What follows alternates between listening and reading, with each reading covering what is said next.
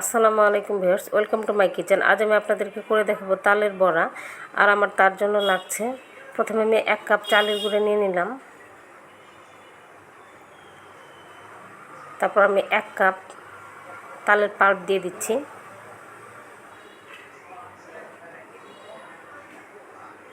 এটা খুব ভালোভাবে মিক্স করে নিচ্ছি।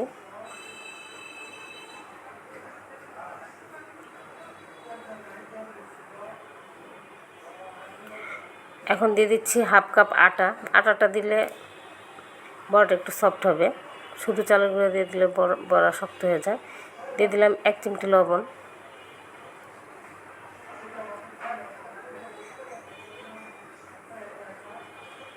হাফ কাপ চিনি দিয়ে দিচ্ছি। চিনিটা বুঝে দেবেন, যে যেরকম মিষ্টি খান, যে বেশি খান বেশি দিবেন, যে কম খান একটু কম দিবেন। আর এখানে আমি 1/4 কাপ সুজি দুধে ভিজিয়ে রেখেছিলাম 2 ঘন্টার মতো, ওটা দিয়ে দিচ্ছি। সুজিটা দিলে সফট হবে, পিঠাটা উপর থেকে ক্রিস্পি হবে, ভিতরটা সফট হবে, খেতে টেস্টি হবে। এখন সবগুলো উপকরণ ভালোভাবে মিশিয়ে নিচ্ছি। আবারও আমি আরও 1/2 কাপ চালের গুঁড়ো দিয়ে দিচ্ছি। দেখলাম গোলাটা একটু পাতলা হয়েছে।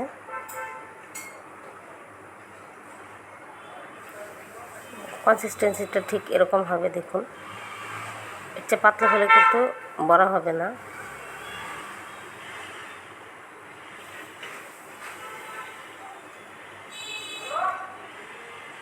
তেলে বড়াগুলো ছেড়ে দিচ্ছি। তেলটা যথেষ্ট গরম করে নিতে হবে, কিন্তু চুলার আঁচটা কমিয়ে নেবেন। আস্তে আস্তে বড়াটা ভাজলে ভিতর থেকে ভালোভাবে কুক হবে, বাইরেটাও ক্রিস্পি হবে।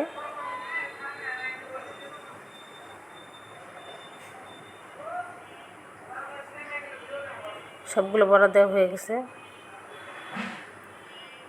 দেখুন কি সুন্দর ফুলে উঠেছে। এগুলো উল্টে দিচ্ছি, গোল্ডেন ব্রাউন করে ভেজে নিব।